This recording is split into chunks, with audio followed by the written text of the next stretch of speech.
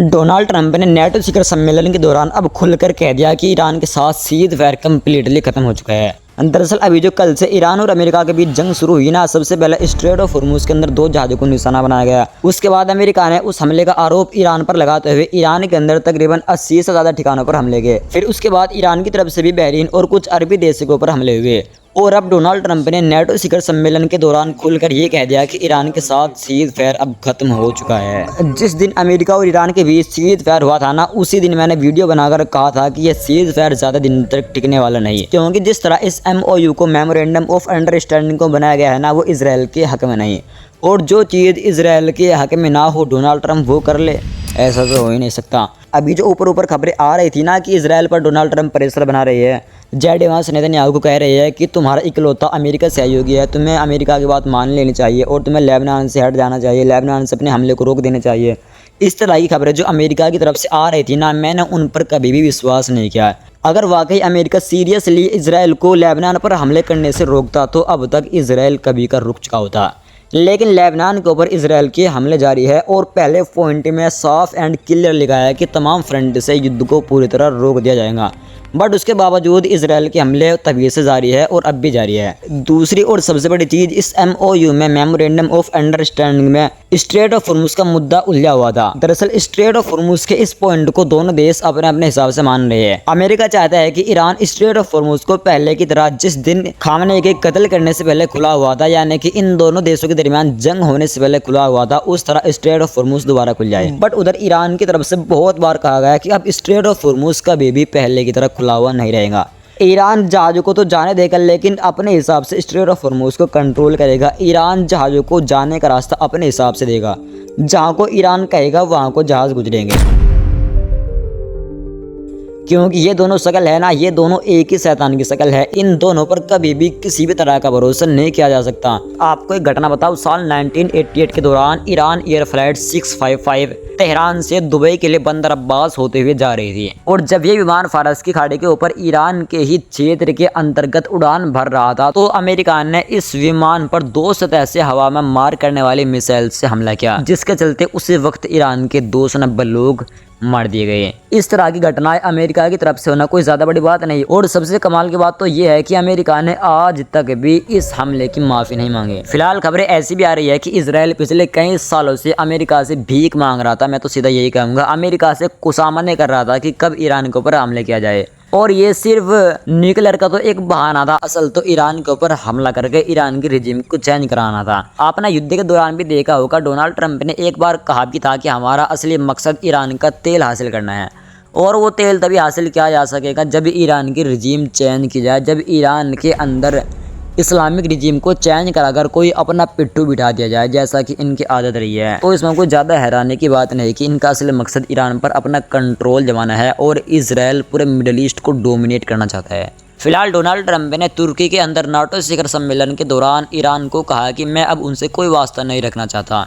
वे नीच लोग हैं, वे बीमार लोग हैं, उनका नेतृत्व बीमार लोग कर रही है। मेरी राय में सब कुछ खत्म हो चुका है। डोनाल्ड ट्रंप ने कहा कि चाहे तो ईरान और अमेरिका के दोनों पक्ष बातचीत कर सकते हैं या फिर बातचीत को आगे बढ़ा सकते हैं, लेकिन मेरी राय में वे अपना टाइम बर्बाद कर रहे हैं। Sick people, they're led by sick people, and they're vicious, violent people. And if they had a nuclear weapon, they'd use it. As far as I'm concerned, it's over. I'll speak to our negotiators. They want to negotiate. They're good people. Steve Witkoff, Jared Kushner, but they have to come back to me. As far as I'm concerned, it's just a waste of time dealing with them. They're liars. We make a deal, and if I make a deal with him, we have a deal, and he goes out, he talks. We make a deal. Everyone's agreed. No nuclear weapon. We make a deal. They go outside, talk to the press. They say we never even talked about it. There's something wrong with them. They're cuckoo. And I deal with these guys, and I say this is from a different school. They're liars. They're cheats. They're sick people. They've hurt their people. They killed 54,000 people as of now that were protesting. You know, when people say, how come they haven't taken over? They can't take over because they're dead. They killed them. Nobody's going to take over. They have no guns, and the other side has machine guns. And they're killing them. The press doesn't report it. But they're bad people. They're bad people. वहीं F-35 jet को लेकर Israel के अंदर सनसनी मची हुई है। पिछली रिपोर्ट में मैंने आपको बताया था कि अमेरिका की तरफ से खबर थी कि अमेरिका तुर्की को अपने F-35 दे सकता है। ये बात डोनाल्ड ट्रंप की तरफ से आई थी और उसके बाद नेतन्याहू पूरी तरह बौखला उठा था। उसने अमेरिका से, डोनाल्ड ट्रंप से कहा था कि अमेरिका ऐसा ना करे, अगर ऐसा करेगा तो इजराइल का डोमिनेंस मिडिल ईस्ट के अंदर से कम हो सकता है, और कहा था कि तुर्की इजराइल के लिए बहुत बड़ा खतरा है। फिलहाल अब रिपोर्ट है कि उसी F-35 के लिए अमेरिका के विदेश मंत्री इजराइल पहुंचने वाले हैं और ये इजराइल पहुंचकर नेतन्याहू और इजराइल के रक्षा मंत्री इसराइल काट्ज के साथ बातचीत करेंगे। रिपोर्ट्स के मुताबिक नेतन्याहू ट्रंप पर इस समझौते को रद्द करने के लिए दबाव डाल रहे हैं, चेतावनी दे रहे हैं कि इससे मध्य पूर्व की शक्ति संतुलन बिगड़ जाएगा और सभी को याद दिला रहे हैं कि एर्दोगान किसी भी तरह से एक आदर्श सहयोगी नहीं है। असल में इजराइल पूरे मिडिल ईस्ट को डोमिनेट करना चाहता है। इजराइल चाहता ही नहीं कि इजराइल के अलावा किसी और देश के पास उसकी वायुसेना इजराइल से ज़्यादा ताकतवर हो जाए या फिर इजराइल की जितनी ही ताकतवर हो जाए।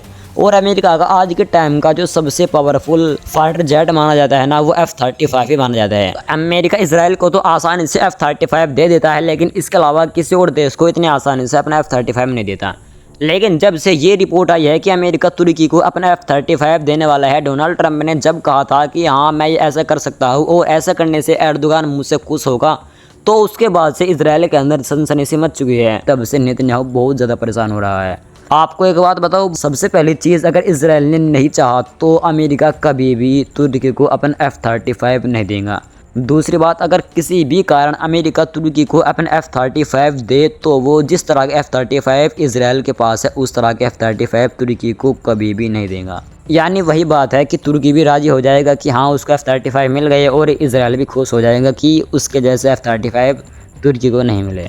उसके बाद भी मिडिल ईस्ट के अंदर इजराइल का डोमिनेंस बना रहेगा, इजराइल की वायुसेना फिर भी पावरफुल बनी रहेगी। अब इजराइल के फाइनेंस मिनिस्टर ने तुर्की को धमकी दी है। दरअसल इजराइल के फाइनेंस मिनिस्टर ने कहा कि हम हर स्थिति के लिए तैयारी कर रहे हैं, हम समझते हैं कि खतरा मौजूद है और हम इस तरह के शासन को इजराइल के अस्तित्व को खतरे में डालने की अनुमति नहीं देंगे। ठीक वैसे ही जैसे हमने ईरानी शासन को अनुमति नहीं दी और ना ही देंगे। यहाँ पर ये कह रही है कि जिस तरह हमने ईरान के ऊपर हमले किए, ठीक उसी तरह हम तुर्की के ऊपर भी हमले करेंगे और हम उन हमलों की तैयारी कर रही है। वैसे तुर्की इतना हल्के में भी नहीं है। जिस तरह ईरान ने इजराइल को पेल दिया है ना, अगर तुर्की अपने पर आ जाए तो इजराइल को कहीं ज़्यादा पेल सकता है, क्योंकि तुर्की के पास भी मिसाइल है, तुर्की के पास भी ड्रोन है और तुर्की तो अपने ड्रोन बनाकर दुनिया को बेचता भी है। साथ ही तुर्की की वायुसेना ईरान की वायुसेना से ज़्यादा पावरफुल है। लेकिन फिर घूम फिर के बात वहीं आती है कि कहीं ना कहीं अमेरिका की नस इजराइल ने पकड़ी हुई है, जिसके दम पर अमेरिका इजराइल के कहने पर किसी भी काम को करने के लिए तैयार रहता है। वहीं चाइना की तरफ से एक रिपोर्ट है, चाइना ने अपने घुसखोर अधिकारी को मौत की सज़ा सुना दी है। दरअसल रिपोर्ट के मुताबिक चीन के अंदर एक वाणिज्यिक आर्थिक विकास का अधिकारी है जिसका नाम है यंग यूलिन। इस अधिकारी ने साल 1993 से 2030 के बीच इतनी रिश्वत ली, इतना सरकारी धन का दुरुपयोग किया, इतना मनी लॉन्ड्री की कि इसके पास तकरीबन 2.2 अरब युआन, लगभग अमेरिकन डॉलर में कहा जाए 325 मिलियन की संपत्ति हो गई है। अपने देश के हिसाब से देखा जाए तो तकरीबन 2700 से 2800 करोड़ इसके पास पैसा हो गया। अब चाइना की सरकार ने इसको मौत की सज़ा सुना दी है। हालांकि रिपोर्ट्स के मुताबिक अभी इसको फांसी नहीं दी जाएगी, इसको अगले 2 साल तक जेल में रखा जाएगा। अगर ये इन 2 सालों के दौरान जेल के अंदर अपनी ज़िंदगी एक साधारण व्यक्ति की तरह गुजारता है, किसी तरह का कोई घोटाला, कोई गलत काम नहीं करता, तो इसकी मौत की सज़ा को कन्वर्ट करके उम्र कैद की सज़ा में बदल दिया जाएगा।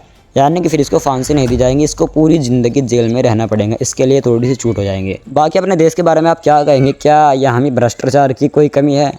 फिलहाल इस रिपोर्ट में इतना, इंशाल्लाह मिलेंगे फिर से किसी दूसरे वीडियो में।